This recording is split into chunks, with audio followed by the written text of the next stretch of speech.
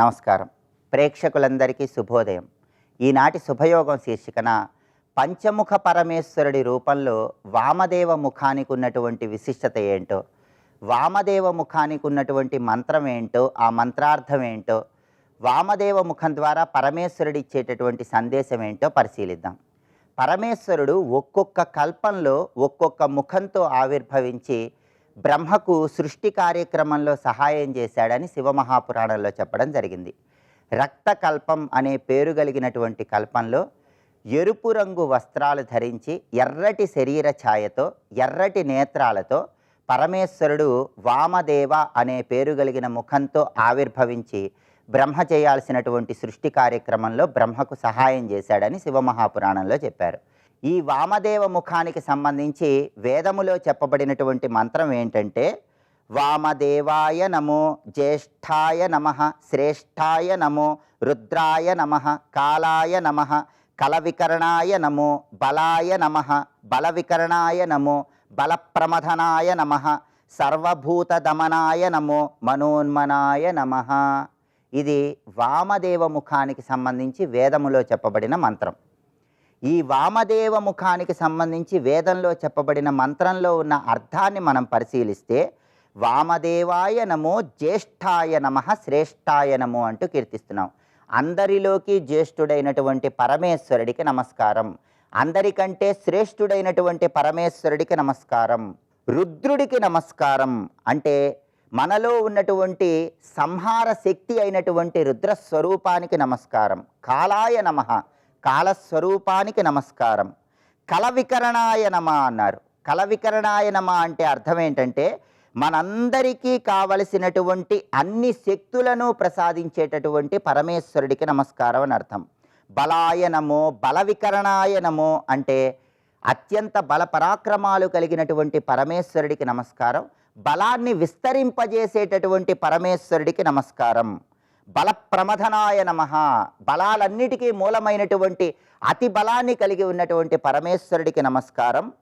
అలాగే సర్వభూత దమనాయ అంటూ కీర్తిస్తున్నాం. సర్వభూత దమనాయ అంటే సృష్టిలో ఉన్నటువంటి సమస్త జీవులను అణిచివేసేటటువంటి శక్తిని కలిగిన పరమేశ్వరుడికి నమస్కారం అంటూ చివరగా మనోన్మనాయ నమః అంటూ పరమేశ్వరుని కీర్తిస్తున్నాం. అంటే కాంతిని ప్రసరింపజేసేటటువంటి పరమేశ్వరుడికి నమస్కారం అని అర్థం.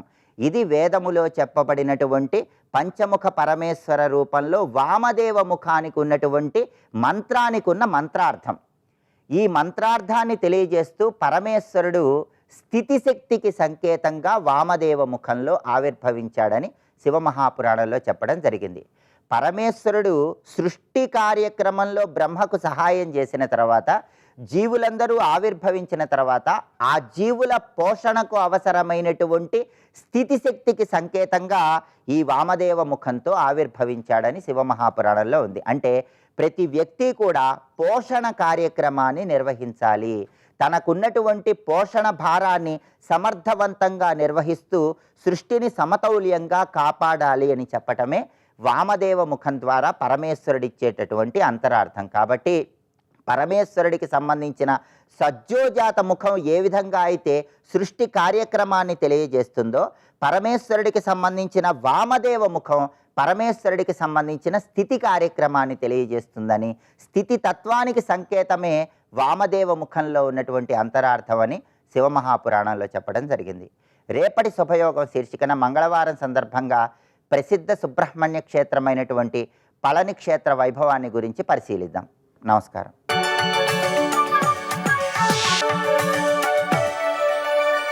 నందకిశోర నవనీత చోర నాద విహార శ్రీధర, నందకిశోర నవనీత చోర నాద విహార శ్రీధర. నిషిద్ధ కర్మలు వదిలి, కామ్యకర్మలు వదిలి, శాస్త్రం చెప్పిన కర్మలు చేయి. అది కూడా ఫలత్యాగం, ఆసక్తి త్యాగం చేయి. అప్పుడు ఇవేమీ లేనివాడు నేనని ఎరుక నీకు కలుగుతుంది. అందుకు వదలమన్నాడండి. ఇక్కడ వదలడం నేర్చుకుంటే ఇవేవి నేను కాదు, నాది కాదు, వీటికి అతీతమైన వాడు నేననే జ్ఞానం కలుగుతుంది. పట్టుకున్నంతకాలం అతీతం తెలియదు, వదిలితేనే తెలుస్తుంది. ఇక్కడ మన అనేక మార్లు ఇలాంటి వృత్తాంతాన్ని కూడా చెప్పుకున్నాం. ఒకడెవడో గట్టిగా కొయ్యను పట్టుకుని వదిలేను అది వదలలేదు, అది అలాగే ఉంది, నువ్వు వదలట్లేదు. అక్కడ మనం పట్టుకున్నాం కానీ అది పట్టుకోలేదు. మనం అన్నీ ఇంతేనండి, నాకు ఎన్ని బాధ్యతలు ఉన్నాయో తెలుసా అని. ఏం పర్వాలేదు, నువ్వు పట్టుకు వేలాడుతున్నావు, నువ్వు లేకపోయినా ప్రపంచం హాయిగానే ఉంటుంది. నేను లేకపోతే ఎలా అండి, శుభ్రంగా ఉంటుంది, ఏమనుకోవద్దు. కానీ నేను లేకపోతే నువ్వు పెట్టుకున్న ఆరోపించుకున్నావు ఇక్కడ. కనుక వదలడం నేర్చితేనే ఉన్న స్థితి తెలుస్తుంది. ఇక్కడ పట్టుకున్నది లేని దాన్ని పట్టుకున్నావు, ఉన్నదాన్ని పట్టుకోవాలంటే ఈ పట్టు వదిలితేనే కదా ఆ పట్టు. అది పట్టుకోవాలంటే చెయ్యి ఖాళీగా ఉండాలి కదా అది పట్టుకోవడానికి. కానీ ఇది పట్టుకు కూర్చొని అది పట్టించక్కట్లేదంటే ముందు చెయ్యి ఖాళీ చేసుకో, అది పట్టుకోవాలి. ఇది చెయ్యి ఖాళీ అవ్వట్లేదు, కానీ ప్రపంచాన్ని కాని శరీరాన్ని పట్టుకుని వేలాడుతున్నావే, దాని నుంచి బయటకు రావాలి. ఎలా వస్తానండి, అలవాటైపోయిన జన్మల నుంచి. అయితే ఒక పని చేయి, కొంచెం చేతులు వదిలిచేయి, ఒక చెయ్యి ఇటు పెట్టు, అప్పుడు ఇది వదులు అని చెప్పడం బాగుంటుంది కదా. అలా నెమ్మదిగా నిష్కామ కర్మ చేయి, నిషిద్ధ కర్మలు వదిలి, కామ్యకర్మలు విడుదలై, యజ్ఞదాన తపస్సులు చేయి, ఫలాశక్తి లేకుండా చేయి, వదలడం నేర్పుతున్నాడు. ఈ పట్టు వదిలిపోతే ఆత్మ పట్టు చిక్కుతుంది. అందుకోసం చెప్తున్నాడు భగవాన్ ఇక్కడ. అందుకు త్యాగం అనేది, యోగం అనేది అందుకు బోధించడం జరుగుతున్నది ఇక్కడ అని చెప్తూ, నాయన నీకు ఈ కర్మ విషయం పరిపూర్ణమైన అవగాహన కల్పించడానికి నేను ఇప్పుడు చెప్తున్నాను అంటే భగవానుడు ఇక్కడ. ఇంతవరకు ఏ 5 చేస్తాయో చెప్పాడు, 5కి అంటని మహానుభావుడు గురించి చెప్పాడు. అటువంటి వాడని అంటే ఆ స్థితి మనకి వచ్చేది కాదు. మొదట 5 చెయ్యడం మాత్రం మనకు అర్థమైంది. 5కి అంటని వాడి స్థితి ఆరూఢ స్థితి కనుక ఆ స్థితి గొప్పతనం చెప్పాడు. వాడు ఎలా ఉంటాడో చెప్పాడు. మళ్ళీ కర్మలు చేయడానికి కారణం ఏంటో చెప్తున్నాడు. మనం కర్మలు చేయడానికి కారణం 5.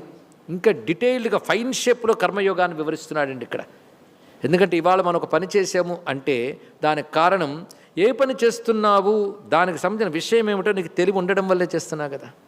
తెలివి ఉన్న నువ్వు ఏ విషయం చెయ్యాలో తెలుసుకున్నావు కనుక ఈ తెలివితో తెలుసుకోవలసిన సబ్జెక్ట్ ఒకటి వచ్చింది కదా. ఈ తెలివితో తెలుసుకోవలసింది తెలుసుకుంటున్నానని 3వ సబ్జెక్ట్ వచ్చింది ఇక్కడ. 3 వచ్చేసాయి. అంటే ఒక వస్తువునో విషయాన్నో తెలుసుకోవడం, అప్పుడు వస్తువు జ్ఞేయమైంది, తెలుసుకోవడం జ్ఞానమైంది. ఈ జ్ఞానంతో జ్ఞేయాన్ని తెలుసుకున్న వాడున్నాడు. 3 ఉన్నారు కదా. ఈ 3 ఉంటేనే తెలుసుకున్న పని చేస్తున్నాం. కానీ పని చేయడానికి వెనక దశ దాని గురించి తెలుసుకోవడం. ఉదాహరణకి వంట చేయడం అనే కర్మ ఉంది, దానికి వంట చేసే జ్ఞానం ఒకటి, ఏ వంట చెయ్యాలో జ్ఞేయం ఒకటి. ఈ 2 చేసేవాడు ఒకడు. ఈ 3 లోపల ఫార్మ్ అవుతాయి. దాని తర్వాత నువ్వు కర్మ రూపంలో బయటపెడుతున్నావు. అప్పుడు ఇంద్రియాలు వాడుతావు, చేస్తావు, ఇవన్నీ వస్తాయి. కానీ కర్మకు వెనక దశ ఏమిటి? జ్ఞానం. ఈ జ్ఞానం బ్రహ్మజ్ఞానం కాదు, విషయ జ్ఞానం, వస్తు జ్ఞానం, దాని గురించి తెలుసుకునే జ్ఞానం. కానీ కర్మకి 2 ఉంటాయి, జ్ఞానమని కర్మ అని 2 ఉంటాయి. మొదటిది కర్మ చోదనము, రెండవది కర్మ సంగ్రహము. కర్మని సమకూర్చున్నది కర్మ సంగ్రహం. చోదనం అంటే ప్రేరేపించేది. ఈ జ్ఞానం 3 విధాలుగా కలిగి ఉంటుంది. జ్ఞానం, జ్ఞేయం, పరిజ్ఞాత, త్రివిధ కర్మచోదన. కర్మచోదన అంటే సర్వకర్మణాం ప్రవర్తిక, అన్ని కర్మల్లో ప్రవర్తింపజేసేది 3. జ్ఞానం, జ్ఞేయం, పరిజ్ఞాత. 3 చూడండి జ్ఞానం యొక్క లక్షణమే, అంటే లోపల నుంచి తయారయ్యేది. అందుకే ఇది అంతర్మూర్తి అంటారు ఈ 3 కలిపి. తర్వాత ఆ జ్ఞానాన్ని మీరు కర్మ రూపంలో చేసేటప్పటికి బహిర్మూర్తి, లోపలది బయటకు చూపించారు ఇక్కడ. ఎందుకంటే ఏదైనా బిల్డింగ్ కట్టే ముందు బ్లూ ప్రింట్ ఉంటుంది కదండి ప్రతిదానికి. అలా మనస్సు ఒక జ్ఞానాన్ని తెచ్చుకొని దాన్ని క్రియారూపంలో చూపిస్తుంది. ఇది కర్మ యొక్క స్వరూపం. ఇంత చక్కగా కర్మను వివరించినటువంటి గ్రంథం భగవద్గీత. కర్మస్వరూపాన్ని అంత చక్కగా చెప్తుందండి. దీన్ని అర్థం చేసుకుని మనం జాగ్రత్తగా వెళ్ళాలి. అందుకే ఇది జ్ఞానమైతే బహిర్మూర్తి కర్మ. అది ఎలా ఉంటుందంటే కరణం కర్మ కర్తేతి త్రివిధ కర్మ సంగ్రహ. కర్మ సంగ్రహ అంటే కర్మకు కావలసిన సామగ్రిని కూర్చుకొనుట ఇక్కడ 3 విధాలుగా ఉన్నది. 3 వల్లనే కర్మ జరుగుతోంది కనుక ఈ 3 కర్మ సంగ్రహ అంటారు.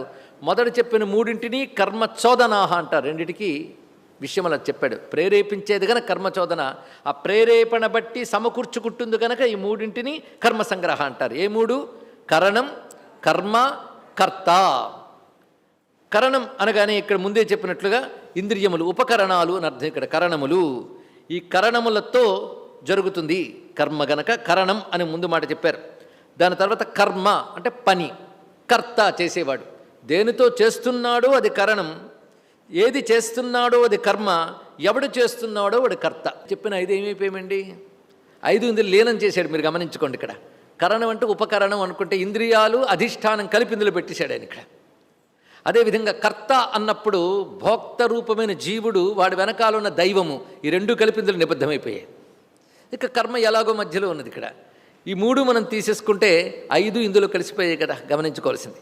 ఇప్పుడు ఆయన ఏం చేస్తున్నట్టే జ్ఞానం జ్ఞేయం పరిజ్ఞాత కలిపి జ్ఞానం ఒకటే, కరణం కర్మ కర్త అన్నప్పుడు కర్మ ఒక్కటే. కానీ ఇక్కడ పరిజ్ఞాత కర్త కూడా ఒక్కడే. గమనించండి ఇక్కడ పైది ఎలాగ తెలుసుకోవాలి, ఎందుకంటే భగవానుడు తర్వాత జ్ఞానం కర్మ కర్త మూడింటిని చెప్పబోతున్నాడు. అరే ఇక్కడ 6 కనబడుతున్నాయి, పైన కర్మచోదకములు 3, ఇటు కర్మ సంగ్రహాలు 3 అంటే 6 అవ్వాలి. కానీ ఆ తర్వాత భగవానుడు 3 చెప్పబోతున్నాడు ఇక్కడ నుంచి. అరే 6 చెప్పి 3 చెప్తున్నాడు ఏంటి అంటే జ్ఞానం జ్ఞేయం ఈ 2 కలిపి జ్ఞానస్వరూపంగానే గమనించుకోవాలి. ఇక్కడ పరిజ్ఞాత కర్త ఈ 2 కలిపి కర్త కిందకే రావాలి. అందులోనే దైవం కూడా కలిసి ఉన్నది. ఇదివరకు వాడు చేసినదేగా, అందుకే కర్త వాడి దైవం. ఇక ఆ తర్వాత కరణం అనగానే మన అధిష్టానం కూడా దీనిలోకి వస్తుంది. ఇంద్రియములు ప్లస్ అధిష్టానం అనే శరీరం కూడా కరణంలో కలిసిపోయింది. ఇప్పుడు విడిపోయింది కర్మ కర్త జ్ఞానం 3 వచ్చాయి. ఇప్పుడు ఆ 3 గురించి భగవానుడు చెప్పబోతున్నాడు. శ్రద్ధగా గమనించవలసిన అంశములు ఇక్కడ. స్వస్తి.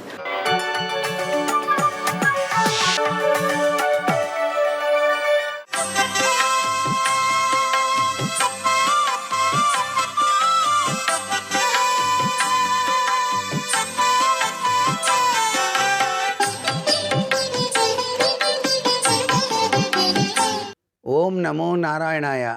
ఓం నమః శివాయ. శ్రీమాత్రే నమః. ఈరోజు ద్వాదశి తిథి. విష్ణు పాదాలకు కనుక ఆవు పాలతో అభిషేకం చేసి పాదరసలింగాన్ని ఉంచి వివిధ రకాలైన ద్రవ్యాలతో అభిషేకం నిర్వహించినట్లయితే శివకేశవుల యొక్క దివ్యవంతమైన అనుగ్రహం తప్పనిసరిగా కలిగి తీరుతుంది. విష్ణు పాదాలకు ఉన్నంత గొప్ప విశేషం మరి ఎక్కడా లేదు. అందుకనే విష్ణు పాదాలని దర్శించిన తరువాతనే మనం ఏ దర్శనానికైనా వెళ్ళాలి అంటోంది శాస్త్రం. తిరుమల తిరుపతి వెంకటేశ్వరుని దర్శనం కోసం వెళ్ళేటప్పుడు కూడా ఆ పాదకులు వెండివి నెత్తిన పెట్టుకొని ప్రదక్షిణం చేసి ఆ పాదకుల యొక్క విశిష్టవంతమైన తత్వాన్ని అర్థం చేసుకొని తర్వాత కొండపైన ఉన్నటువంటి ఆ కలియుగ భగవానుడు కలియుగమూర్తి వెంకటేశ్వరుని దర్శనం కోసం బయలుదేరుతాం. అలాగే ఇక్కడ సోమవారం కావడం వల్ల పాదరసలింగం చాలా విశిష్టవంతమైన అద్వితీయమైన ప్రభావాన్ని ఇస్తుంది. ఆ పాదరసలింగానికి పంచామృతాలతో అభిషేకం చేసి చిమ్మిరి ఉండను నైవేద్యంగా సమర్పించి ఆ ప్రసాదాన్ని స్వీకరించి మనం పుణ్యక్షేత్ర దర్శనం కోసం గనక బయలుదేరినట్లయితే జీవితంలో మనం తెలిసి చేసినా తెలియక చేసినా తప్పులుంటే అవన్నీ పటాపంచలైపోతాయి ఈ మాసంలో. అంటే జన్మాంతరాల నుంచి వచ్చేటువంటి పాపాలన్నింటినీ ప్రక్షాళనం చేసుకోవడానికి ఈ వైశాఖ మాసం అద్వితీయంగా పనిచేస్తుంది. అందుకే మనం ఇక్కడ విష్ణు పాదోద్భవం విష్ణుదేవుని యొక్క పాదాలకు నమస్కారం చేసుకోవాలి. శరణాగత దీనార్థ పరిత్రాణ పరాయణ అంటూ శుభ సంకేతమైనటువంటి స్వస్తిక్, ఆ స్వస్తిక్ను కూడా మనసులో తలుచుకోవాలండి. ఇవాళ స్వస్తిక్ గుర్తు వేసి దానిపైన విష్ణు పాదాలని ఉంచి నమస్కారం చేయాలి. మహాపురుష లక్షణాలతో విరాజిల్లే పాదాలు కదా అవి. అందుచేత అక్కడ ఐశ్వర్యయుక్తమైనటువంటి ప్రభావాన్ని మనకు ప్రసాదిస్తాయి ఆ పాదుకలు. బ్రహ్మ కడిగిన పాదం అన్నారు. అందుచేతనే వామనమూర్తిగా ఆయన 3 లోకాల్ని కూడాను ఆక్రమించినప్పుడు ఆ యొక్క బ్రహ్మదేవుడు సరస్వతితో కూడి తన కమండలంలోని నీటితో ఆ పాదాల్ని కడిగినటువంటి అద్వితీయమైనటువంటి ప్రభావాన్ని దృష్టిలో ఉంచుకోవాలి.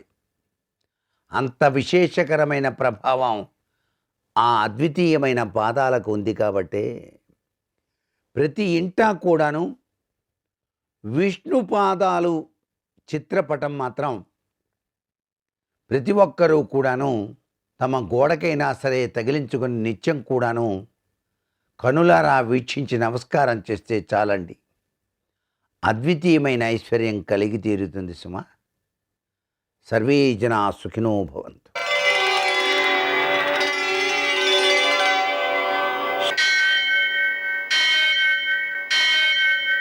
సహస్ర शीरुषं देवं विश्वाक्षं विश्वशम्भुवं विश्वं नारायणं देवमक्षरं परमं पदं विश्वतः परमां नित्यं विश्वन्नारायणगुं हरिं विश्वमेवेदं पुरुषस्तद्विश्वमुपजीवति पतिं विश्वस्यात्मेश्वरं शाश्वतं शिवमच्युतं नारायणं महाज्ञेयं विश्वात्मानं परायणम्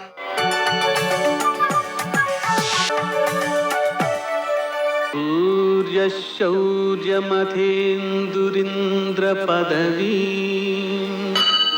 सन्मङ्गलं मङ्गलम् మృత్యుంజయాయ రుద్రాయ నీలకంఠాయ శంభవే అమృతేశాయ సర్వాయ మహాదేవాయ తే నమః.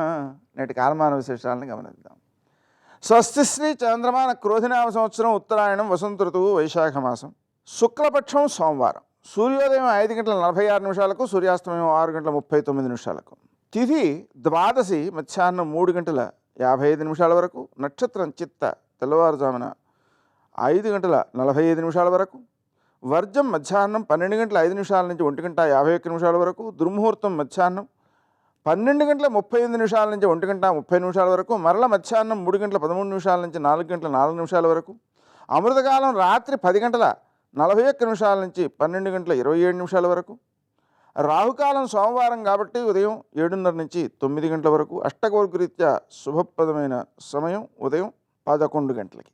నేటి విశేషం పరశురామ ద్వాదశి మధుసూదన ద్వాదశి ప్రదోషం మిథునాయనం.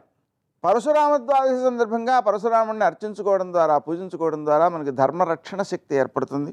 మధుసూదన పూజ ద్వారా ఆ స్వామి యొక్క అనుగ్రహంతో తులసితో పూజ చేస్తే మోక్షప్రాప్తికి అవకాశం ఉంది. ప్రదోషం కాబట్టి సాయంకాలం సూర్యాస్తమయం తర్వాత 1:12 సమయంలో శంకరునికి తులసి పూజ చేసినట్లయితే తులసి దళాలతో పూజ చేసినట్లయితే మోక్షప్రాప్తి చెప్పారు ఫలితం. అలాగే ఈరోజు మిథునాయన ఉంది. ఆ కారణంగా సాయంకాలం 6:29 మిథునాయన ఉంది కాబట్టి ఆ ఆయన ప్రయుక్తమైనటువంటి షడశీతి పుణ్యకాలం ఉదయం 11:37 నుంచి సాయంకాలం 5:29 వరకు ఉంది. ఈ సమయంలో మనం చేసేటువంటి నదీ స్నానం, దానం, అలాగే దధిదానం, పెరుగు కూడా దానం చేయడం చాలా మంచిది, పిల్లలు ఉత్తములవుతారు. అలాగనే పితృదేవతారాధన ఇవన్నీ కూడా విశేషమైన సత్ఫలితాలను అందజేస్తాయి. నేటి ఆణిముత్యాలు.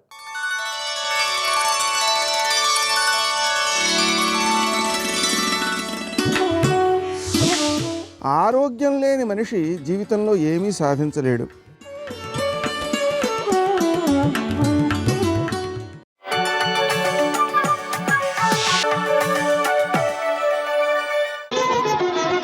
జయ జయ జయ జయ జయ శ్రీ హనుమా జయ జయ జయ జయ ప్రభుదయ గనుమా తాం స్మృతిమివ సందిగ్ధాం వృద్ధిం నిపతితామివ. ఎంతో వృద్ధిలోకి వచ్చాడు. అబ్బా ఏమి మహానుభావుడండి అని చెప్పుకున్నారు. అకస్మాత్తుగా రాత్రికి రాత్రి ఐశ్వర్యమంతా మధ్యపతనమైపోయింది. ఆయనే మరునాటి రాత్రి ధనవంతుల యొక్క ఇంటి గోడల నీడలో నిలబడి గుర్తుపట్టకుండా భిక్షాటన చేస్తున్నాడు.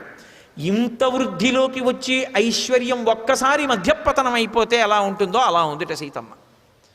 వృద్ధిం నిపతితామివ. ఎందుకంటే అప్పుడే చెప్పింది, సీతాపహరణం జరిగే ముందే చెప్పింది, ఇంకా మనం అంతఃపురానికి వెళ్ళిపోతాం కదా రామా, ఒకవేళ అది ప్రాణాలతో దొరకకపోతే ఆ జింక శరీరాన్నైనా పట్టండి, నా అంతఃపురంలో పెట్టుకుంటానండి. ఎందుకంటే ఆవిడ అప్పటికి పెట్టి సర్దేస్తోంది, ఇంటికి వెళ్ళిపోదామని. అయిపోతోంది ఇంకా సమయం, అమ్మయ్య అరణ్యవాసం అయిపోతోంది అనుకుంటున్న ఆవిడ ఇంత కష్టంలోకి వెళ్ళింది. మరి ఆవిడ బాధ ఎలా ఉంటుంది? వృద్ధిం నిపతితామివ విహతామివ చ శ్రద్ధ. ఇంతకుముందు ఆయనకి విశేషమైనటువంటి నమ్మకం దేని మీద? శాస్త్రం మీద, గురువు మీద. గురువుగారి మీద, శాస్త్రం మీద ఉన్న విపరీతమైనటువంటి నమ్మకాన్ని, తిరుగులేని నమ్మకాన్ని శ్రద్ధ అని పిలుస్తారు. శంకరాచార్యుల వారు శ్రద్ధ అన్న మాటకు వ్యాఖ్యానం చేస్తూ శాస్త్రస్య గురువాక్యస్య సత్యబుద్ధ్యావధారణాత్ సా శ్రద్ధ కలితా సిద్భి యయా వస్తూపలభ్యతే అంటారు. గురువుగారు తిరుగులేదు, ఇంకా గురువుగారు చెప్పారంటే సత్యం, శాస్త్రం చెప్పింది పరమ సత్యం. తిరుగులేని నమ్మకం ఎవడికి ఉంటుందో వాడు శ్రద్ధావంతుడు అని పిలుస్తారు. ఒకప్పుడు ఒక వ్యక్తి అటువంటి శ్రద్ధ కలిగిన వాడు. ఇప్పుడు శాస్త్రం ఏమిటి, గురువుగారు ఏమిటండి అని తన విచ్చలవిడిగా తిరుగుతున్నాడు. ఆయన్ని చూస్తే ఎలా ఉంటుందో అలా ఉందిట సీతమ్మ. ఎందుకని ఒకప్పుడు రాముడి చేత లక్ష్మణుడి చేత రక్షింపబడుతున్నటువంటి దుర్నిరీక్షురాలైనటువంటి తల్లి ఇవాళ అటువంటి స్థితిలో ఉంది. అందుకే తాం స్మృతిమివ సందిగ్ధాం వృద్ధిం నిపతితామివ విహచామివత శ్రద్ధ ఆశాం ప్రతిహతామివ. తప్పకుండా ఈ పని అయిపోతుంది అనుకున్నాడు. అమ్మయ్యా ఈ పని అయిపోతుంది, ఇంకా మనకేమీ బెంగలేదు అనుకున్నాడు. చిట్ట చివరకు వచ్చేసింది, పూర్తి వ్యతిరేకంగా జరిగింది. అయిపోతుంది అనుకున్న పని. ఇప్పుడు ఆ వ్యక్తి ఎలా ఉంటాడు, అతని ముఖం ఎలా ఉంటుంది, అలా ఉందిట సీతమ్మ. ఆ తల్లి యొక్క మనస్థితిని చెప్తారు. తాం నీలకేశీం బింబోష్ఠీం సుమధ్యాం సువ్యవస్థితాం సీతాం పద్మపలాసాక్షీం మన్మథస్య రతిర్యథ. ఇది పవిత్రమైనటువంటి హృదయం అంటే. రావణుడు సీతమ్మని చూస్తాడు, హనుమ సీతమ్మనే చూస్తున్నారు. ఇద్దరు చూస్తున్నది ఆవిడ్నే.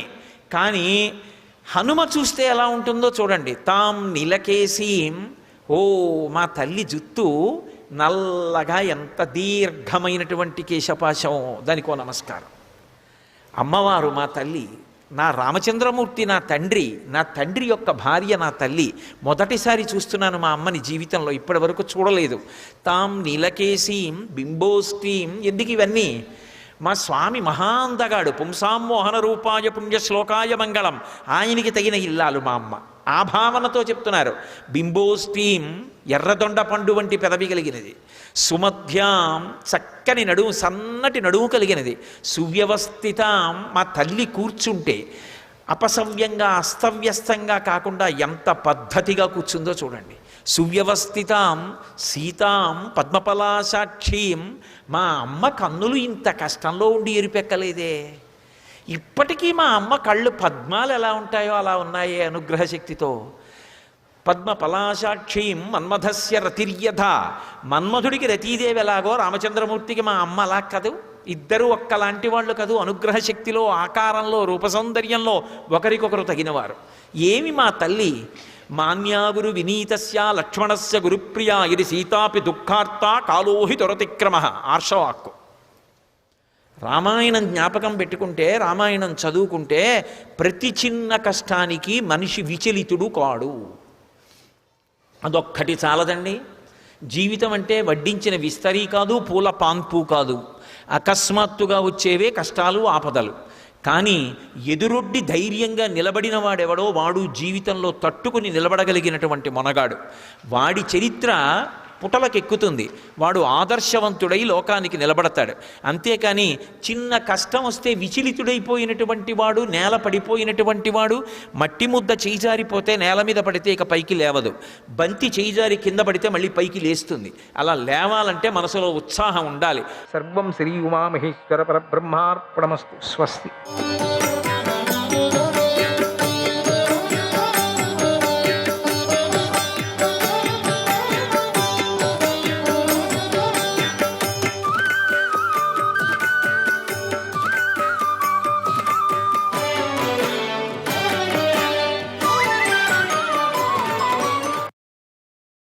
బుద్ధిమంతుడైనటువంటి భీముడికి కూడా నీటిలో పడుకొని ఉన్నటువంటి దుర్యోధనుని గురించి చెబుదాం. ఆ మాట విని భీముడు ఎంతో ఆనందిస్తాడు. అతడు కూడా మనకెంతో ధనం ఇస్తాడు. ఈయన దగ్గర ఇప్పించుకుందాం, అక్కడ కూడా ఇప్పించుకుందాం. ఎండిపోయినది, మన శరీరాలను నాశనం చేసేదైనటువంటి ఈ మాంసం మనకొద్దు, ప్రస్తుతం మనకు ధనమే కావాలి అని బోయవారు అలా మాట్లాడుకున్నారు. ధనాన్ని కోరుకుంటూ ఎంతో ఆనందించారు. మాంసకాండాలను మోసుకుంటూ పాండవులు ఉన్నటువంటి శిబిరాల వైపుకు వెళ్ళారు. పాండవులు దెబ్బతీయటంతో నేర్పరులు. వారు ఆ సమయంలో ఏం చేయాలో నిశ్చయించుకుంటున్నారు. ఎలా దెబ్బతీయాలో ఆలోచించుకుంటూ ఉన్నారు. యుద్ధభూమిలో దుర్యోధనుడు కనిపించకపోయేసరికి శత్రుత్వాన్ని ముగించాలి. ముగించకపోతే వాళ్ళకి ఇంకా కష్టం కదా. శత్రుత్వం శేషం ఉండకూడదు. అన్ని వైపులకు ముందే చారులను పంపించారు. అప్పుడు వారందరూ అక్కడికి వచ్చి దుర్యోధనుడు కనిపించటం లేదని చెప్పారు. ఆ మాటలు విని ధర్మరాజు నిట్టూర్పు విడిచి తీవ్రంగా చింతించాడు. ఈ రాత్రి గడిచిపోతే కష్టం మళ్ళీ. ఆ మాటలు విని పాండవులు దీనంగా నిలబడ్డారు. అప్పుడు ఆ సమయంలో అక్కడికి బోయవారు వచ్చారు. దుర్యోధనుడిని చూపిన ఆనందంతో వారు లోపలికి వేగంగా వచ్చారు. ద్వారపాలకులు బోయవారిని వారించారు. అయినా వారు వినలేదు. ముందుకు త్రోసుకుంటూ వచ్చారు. భీముడు చూస్తూ ఉండగానే లోపలికి వచ్చేశారు. వారందరూ ఉత్సాహంగా బలవంతుడైనటువంటి భీముడి వద్దకు వెళ్ళి తాము సరస్సు వద్ద చూసింది విన్నది అంతా భీముడికి చెప్పేశారు. ఆ మాటలు విని భీముడు సంతోషించి వారికి ఎంతో ధనమిచ్చాడు. ఇంతవరకు తాము ఆలోచిస్తున్న విషయాన్ని అంతా ధర్మరాజుకి ఇలా చెప్పారు. ఓ మహారాజా, నువ్వు ఇంతవరకు దుర్యోధనుడు ఎక్కడున్నాడో అని పరితపిస్తున్నావు కదా, ఇప్పుడు మనం ఇక దిగులు పడవలసిన పని లేదు. అతడు ఎక్కడున్నాడో నాకిప్పుడే పోయేవారి ద్వారా తెలిసింది. ఆ దుర్యోధనుడు నీటిని స్తంభింపజేసి నీటిలో పడుకొని ఉన్నాడు అన్నాడు. ఆ మాటలు విని ధర్మరాజు సోదరులతో కలిసి ఎంతో ఆనందించాడు. వెంటనే శ్రీకృష్ణుడిని ముందుంచుకొని అక్కడికి వెళ్ళాడు. అప్పుడు పాండవ పాంచాల వీరులు ఉత్సాహంగా కిలకిల రావాలు చేశారు. అందరూ కూడా సింహనాదాలు చేశారు, కేరింతలు కొట్టారు. ఆ ధ్వనులు అంతటా వినిపించాయి. త్వరితాహ క్షత్రియ రాజన్ జగ్ముర్ద్వైపాయనం హ్రదం. వేగంగా ద్వైపాయన హ్రదం సరస్సు వద్దకు వెళ్ళారు.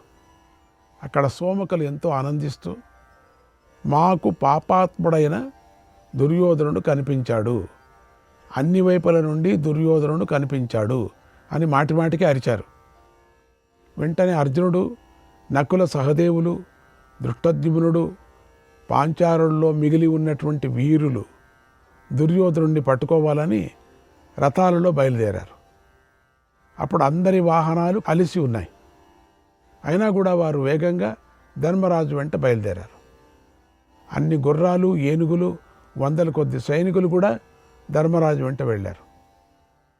ధర్మరాజు దుర్యోధనుడు దాగి ఉన్నటువంటి ఘోరమైన ద్వైపాయన హ్రదం వైపుకు సాగారు. ఆ ద్వైపాయన ఆ మడుగు స్వచ్ఛమైన చల్లని నీటితో మనోహరంగా ఉంది. రెండవ సముద్రంలాగా ఉంది. అక్కడ నీ కొడుకు విధివశాత్ అద్భుతమైన మాయను ప్రయోగించాడు. ఆ మాయతో నీటిని స్తంభింపజేసి లోపల పడుకొని ఉన్నాడు.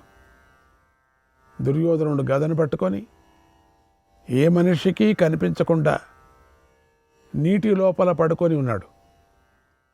ఇంతలో దుర్యోధనుడు మేఘగర్జన వంటి వారి భీకర ధ్వనిని విన్నాడు. ధర్మరాజు సోదరులతో కలిసి నీ కుమారుడు ఉన్న సరస్సు వద్దకు అందరూ వచ్చారు అక్కడికి. ధర్మరాజు సేన మహాశంఖనాదం చేస్తోంది. అత్యంత వేగంగా రథాల ఇరుసులు చప్పళ్లతో దుబ్బును పైకి లేపుతూ భూమిని కంపిస్తూ అక్కడికి వస్తుంది. అప్పుడు సరస్సు వద్ద ఉన్న కృతవర్మ, కృపుడు, అశ్వత్థామ, పాండవులు వస్తున్న శబ్దాన్ని విన్నారు. వేగంగా దుర్యోధనుడితో ఇలా అన్నారు, ఓ దుర్యోధన, అదిగో పాండవులు వస్తున్నారు. ఉల్లాసంతోనూ ఆనందంతోనూ ఇటే వస్తున్నారు. ఇప్పుడు మేము ఎక్కడికైనా వెళ్ళి దాక్కుంటాం, అనుమతించు అన్నారు. దుర్యోధనుడు అలాగే అని వారికి అనుమతి ఇచ్చాడు. తన మాయతో సరస్సులోని నీటిని స్తంభింపజేశాడు. కృపుడు, అశ్వత్థామ, కృతవర్మలు దుఃఖిస్తూ చాలా దూరం వెళ్ళిపోయారు. ప్రయాణం చేయటం వల్ల బాగా అలసిపోయారు. అక్కడ ఉన్న ఒక మర్రి చెట్టును చూసి దుర్యోధనుడి గురించే ఆలోచిస్తూ చెట్టు కింద కూర్చున్నారు. అటు దుర్యోధనుడు నీటిని స్తంభింపజేసి పడుకొని ఉన్నాడు. ఇంతలో పాండవులు సరస్సు ఉన్న ప్రదేశానికి వచ్చారు. కృపుడు మొదలైన మహారథులు తాము ఉన్న ప్రదేశంలో రథాల నుండి గుర్రాలను విడిపించారు. ఇప్పుడు ఎలాంటి యుద్ధం జరుగుతుందో, మన దుర్యోధనుడు ఏమైపోతాడు, పాండవులు దుర్యోధనుడి జాడను ఎలా తెలుసుకుంటారు, దుర్యోధనుడిని వారు కనిపెడితే ఏమవుతుందో అని ఆలోచిస్తూ మర్రి చెట్టు కింద కూర్చొని వీళ్ళంతా విశ్రాంతి తీసుకున్నారు అన్నాడు సంజయుడు. శ్రీకృష్ణాయ పరమాత్మనే నమః. 31వ అధ్యాయం. సంజయుడు ధృతరాష్ట్రుకి ఇలా చెప్తున్నాడు, మహారాజా, కృపాచార్యుడు, కృతవర్మ, అశ్వత్థాములు ముగ్గురు దుర్యోధనుడు దాక్కున్న సరస్సు నుంచి దూరంగా వెళ్ళిపోయారు. ఎందుకంటే వాళ్ళుంటే ఇక్కడ ఉన్నాడని తెలిసిపోతుందని వాళ్ళను దుర్యోధను రక్షించడానికి కోసం దూరం వెళ్ళిపోయారు. తర్వాత పాండవులు దుర్యోధనుడు ఉన్నటువంటి సరస్వతికి వచ్చారు. వాళ్ళు అప్పుడే తెలుసుకున్నారు కదా, బోయవాళ్ళ నుంచి తెలుసుకున్నారు కదా. అది ద్వైపాయన హ్రదం.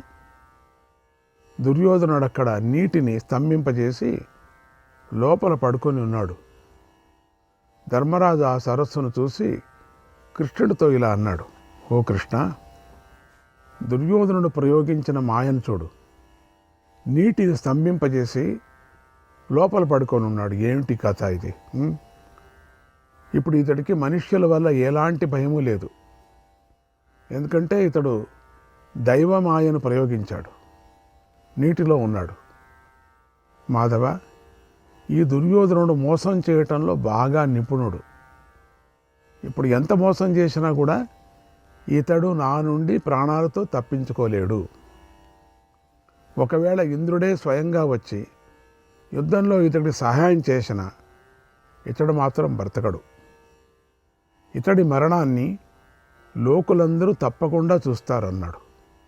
మాయా విన ఇమాం మాయా మాయయా జహి భారత మాయయా జహి భారత మాయావి మాయయా వద్యగ మాయావి మాయయా వద్యగ సత్యమే తద్ యుధిష్ఠిర. అప్పుడు శ్రీకృష్ణుడు ఇలా అన్నాడు, ఓ ధర్మరాజా, ఇతడు మాయావి కనుక ఇతడి మాయను మాయతోనే మనం కొట్టాలి. మాయావిని మాయంతోనే సంహరించాలి, ఇది సత్యం. కనుక వ్యూహాత్మకమైన ఉపాయాలను అవలంబించు. నీటిలో మాయను ప్రయోగించు, దుర్యోధనుడిని వధించు. పూర్వం ఇంద్రుడు చక్కని ఉపాయాలతో ఎంతోమంది దైత్య దానవులను వధించాడు, బలిని బంధించాడు. అలాగే హిరణ్యాక్షుడు కూడా చంపబడ్డాడు. హిరణ్యకశిపుడు కూడా చక్కని ఉపాయంతోనే వధించబడ్డాడు. ఓ మహారాజా, వృత్రాసుడు కూడా ఉపాయంతోనే మరణించాడు, ఇందులో సందేహం లేదు. అలాగే పౌలస్తుడి మనుమడు రాక్షసుడు అయిన రావణాసురుడు కూడా బంధువులు అనుచరులతో సహా ఉపాయంతోనే యోగాన్ని ఆశ్రయించిన శ్రీరాముడి చేతిలో చంపబడ్డారు. నిజంగా చంపబడ్డాడు కదా. కనుక నువ్వు ఇప్పుడు ఉపాయాన్ని పాటించు. నువ్వు లేవు, ఉపాయంతో విజృంభించు, పరాక్రమించు, దుర్యోధనుడిని వధించు.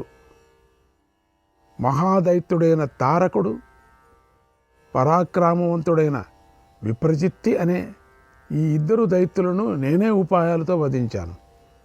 అలాగే వాతాపి, ఇల్వలుడు, త్రిశిరుడు, సుందోపసుందులు అనేటువంటి రాక్షసులు కూడా ఉపాయాల వల్లనే మరణించారు. ఇంద్రుడు ఉపాయాలతోనే స్వర్గాన్ని పాలిస్తున్నాడు. అందుచేత వ్యూహమే అన్నిటికీ బలీయమైనది, కీలకమైనది.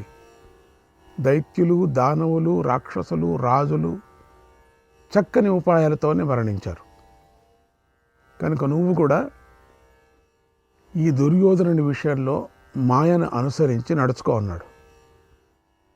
ఆ మాటలు విని ధర్మరాజు నవ్వుతూ నీటిలో ఉన్న నీ పుత్రుడితో ఇలా అన్నాడు, ఓ రాజా సుయోధన, పైకిలే. ఎందుకు ఇలా నీటిలో అనుష్ఠానం చేస్తున్నావు? రాజులందరినీ నాశనం చేయటమే కాకుండా నీ వంశాన్ని కూడా నాశనం చేసి ఇప్పుడు నీ ప్రాణాలను మాత్రమే రక్షించుకోవాలని చూస్తున్నావా? అందుకే మడుగులోకి ప్రవేశించావు. ఓ రాజా సుయోధన, లేచి పైకి రా. మాతో పోరాడు. ఇప్పుడు నీ ధర్మం ఎక్కడికి పోయింది?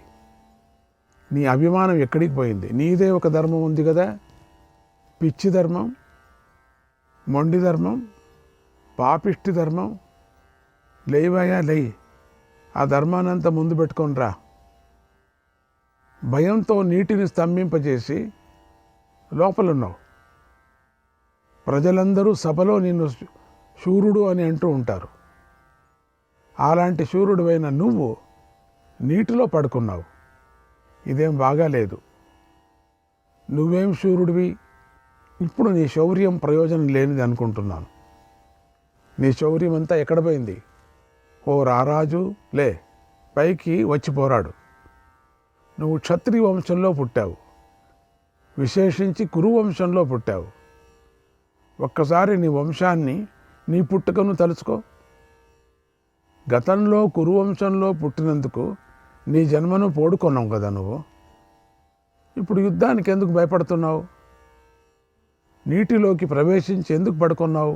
అయుద్ధమవ్యవస్థానం, అయుద్ధమవ్యవస్థానం, నైష ధర్మ సనాతనజ, నైష ధర్మ సనాతనజ, అనార్యజుష్టమ స్వర్గ్యం, అనార్యజుష్టమ స్వర్గ్యం, రణే రాజన్ పలాయనం, రణే రాజన్ పలాయనం.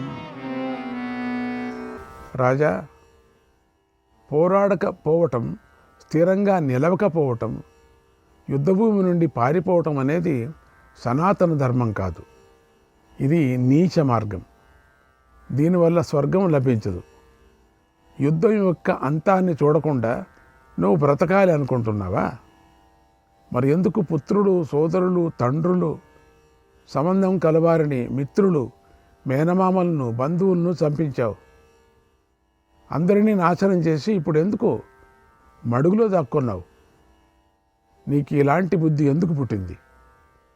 అసలు నువ్వు దాక్కోవటం ఎందుకు దాక్కున్నావు? నువ్వు శూరుడు అని భావించుకుంటూ నువ్వే అనుకుంటూ ఉంటావే కానీ చూస్తుంటే నువ్వు శూరుడువు కావు అనిపిస్తుంది. లోకమంతా వింటున్నప్పుడు మాత్రమే నేను శూరుడిని అని నువ్వు వ్యర్థంగా పలుకుతూ పెరిగావు. నిజానికి శూరుడనేవాడు శత్రువులను చూసి ఎలాంటి పరిస్థితుల్లోనూ పారిపోడు. మరి శూరుడివే కదా, ఎందుకు పారిపోయావు?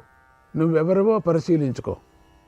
కనుక ఓ శూరా, నువ్వు ఇప్పుడు నీవు ఏ ఉపాయాన్ని పాటిస్తున్నావో చెప్పు. ఏ పద్ధతిలో యుద్ధాన్ని విడిచి పారిపోతున్నావో చెప్పు. ఇదేం పద్ధతి? మోసమైన పద్ధతి కదా. ఓ దుర్యోధన, భయాన్ని విడిచిపెట్టు. లే, పైకి లే, సరస్సులో నుంచి బయటకు రా, మాతో పోరాడు. నువ్వు సకల సైన్యాన్ని చంపించావు, సోదరులను కూడా చంపించావు. నువ్వు క్షత్రియ ధర్మాన్ని ఆచరిస్తూ ఉంటావు. అలాంటి నువ్వు ఇప్పుడు జీవితాన్ని కాపాడుకోవాలని అనుకోకూడదు. ఏంటి నీ జీవితాన్ని నువ్వు రక్షించుకోవటం? ఇంతమంది రాజులను చంపేసి నువ్వు కర్ణుడిని, శకుని ఆశ్రయించావు. మోహంతో నిన్ను నువ్వు దేవతలాగా భావించుకున్నావు. అంతేగాని నిజంగా నిన్ను నువ్వు తెలుసుకోలేదు. నువ్వు మహాపాపాన్ని చేశావు. కనుక పైకి లేచిరా, యుద్ధం చేయి. నీ వంటి వాడు మోహితుడు కాకూడదు, పారిపోవటానికి ఇష్టపడకూడదు, ఆసక్తి చూపకూడదు. కనుక ఓ దుర్యోధన, ఇప్పుడు నీ పౌరుషం ఎక్కడికి పోయింది? వినిపిస్తుందా? నీ అభిమానం ఏమైపోయింది? నీ పరాక్రమం ఎక్కడికి పోయింది? నీ గర్జనలు ఏమైపోయాయి? నువ్వు కర్ణ శకునులను ఆశ్రయించి మోహితుడిని అయిపోయావు.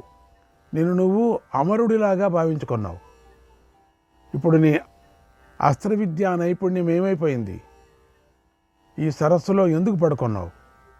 ఓ రాజా, పైకిలే, క్షత్రియ ధర్మంతో పోరాడు, మమ్మల్ని ఓడించు, రాజ్యాన్ని పరిపాలించు. లేదా మా చేతిలో ఓడు, నేలపై నిద్రించు. నీళ్లలో కాదు, నేలపై నిద్రిస్తూ. మహాత్ముడైన ఆ బ్రహ్మదేవుడు దీనినే నీకు పరధర్మంగా నిర్ణయించాడు. పరమధర్మం అది. కనుక ఈ ధర్మాన్ని నువ్వు యథాతథంగా పాటించు. ఓ వీరా, రాజుకు తగినట్లుగా ప్రవర్తించు అన్నాడు ధర్మరాజు. ఆ మాటలు విని నీటిలో ఉన్న నీ పుత్రుడు ఇలా అన్నాడు, ఓ మహారాజా, ప్రాణి భయపడటం ఆశ్చర్యాన్ని కలిగించదు, అది సహజం. నేనిప్పుడు ప్రాణభయంతోనూ పిరికితనంతోనూ పారిపోలేదు. ఎందుకు నేను పారిపోయానంటే నాకు రథం లేదు, అమ్ముల పొది లేదు, పార్శ్వరక్షకులు లేరు, అందరూ మరణించారు. నాకు సేన లేదు, నేను ఒంటరి వాడిని అయిపోయాను. అందుకే కొద్దిసేపు విశ్రమించాలనుకొని ఇక్కడికి వచ్చాను. అంతేగాని ప్రాణాలు కాపాడుకోవాలని ఇక్కడికి రాలేదు. నేను భయంతో రాలేదు, బాధతో రాలేదు, ఈ నీళ్లలో తలదాచుకోవాలని రాలేదు. నేను ఈ పని చేసి అలసిపోయాను. ఓ రాజా, ఇప్పుడు నువ్వు నిన్ను అనుసరించిన వారు కూడా విశ్రమించండి. నేను విశ్రాంతి తీసుకున్న తర్వాత పైకి వస్తాను. తప్పకుండా మీ అందరితోనూ పోరాడతాను. ఇది నిజం, నా మాట నమ్ము అన్నాడు. అప్పుడు ధర్మరాజు ఇలా అన్నాడు, ఓ దుర్యోధన, మేమంతా విశ్రమించాం. చాలాసేపటి నుంచి నీకోసమే వెతుకుతూ ఉన్నాం. కను పైకిలే, నువ్వు ఇక్కడే పోరాడు. యుద్ధభూమిలో పాండవులను చంపి విశాలమైన సామ్రాజ్యాన్ని పొందు, లేదా మా చేతిలో చచ్చి వీరలోకాన్ని పొందు అన్నాడు. అప్పుడు దుర్యోధనుడు, ఓ కురునందన, ధర్మరాజా, నేను ఎవరి కోసం రాజ్యాన్ని కోరుకున్నానో ఆ నా సోదరులు ఇప్పుడు లేరు, అందరూ చనిపోయారు. అలాగే నేల మీద ప్రసిద్ధికెక్కిన రాజులందరూ కూడా మరణించారు. రత్నాలన్నీ నశించిపోయాయి. ఈ స్థితిలో భర్తను కోల్పోయిన స్త్రీలాగా ఉన్న రాజ్యం నాకు అక్కర్లేదు. దానిని ఈ పరిస్థితిలో అనుభవించడానికి నేను ఉత్సాహపడటం లేదు. రాజ్యంలో ఉండేదంతా పోయింది, ఇంకేముంది నేను రాజ్యం అనుభవించేది. ఇప్పటికీ కూడా నేను పాంచాల పాండు సేనల ఉత్సాహాన్ని నాశనం చేయాలని అనుకుంటున్నాను. నిన్ను ఓడించాలనే చూస్తున్నాను. ఈ కోరికే నాలో బలంగా ఉంది. ఇంకా వాడికి అహంకారం. ద్రోణుడు, కర్ణుడు, భీష్ముడు మరణించిన తర్వాత ఇప్పుడు నేను సాధించవలసింది, పొందవలసింది ఏదీ లేదు. ఇప్పుడు ఒంటరిగా ఉన్న ఈ నేల నీదే, ఇంతే, ఇంకేం లేదు. ఎంత సుఖంగా అనుభవించు. అసహాయుడైనటువంటి రాజు ఎవడైనా కూడా రాజ్యం చేయాలని కోరుకోడు కదా. ఇప్పుడు నేను అలాంటి వాడిని, అసహాయుడినే.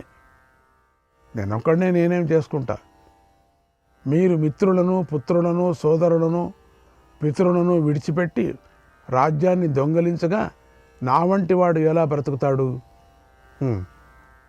వాళ్ళనే తిడుతున్నాడు. ఇప్పుడు నా పక్షం అంతా నాశనం అయిపోయింది కనుక నాకు ఇక రాజ్యం అంటే ఇష్టం లేదు. నేను ఇప్పుడే మృగచర్మాన్ని ధరించి అడవికి వెళతాను. శ్రీకృష్ణాయ పరమాత్మనే నమః.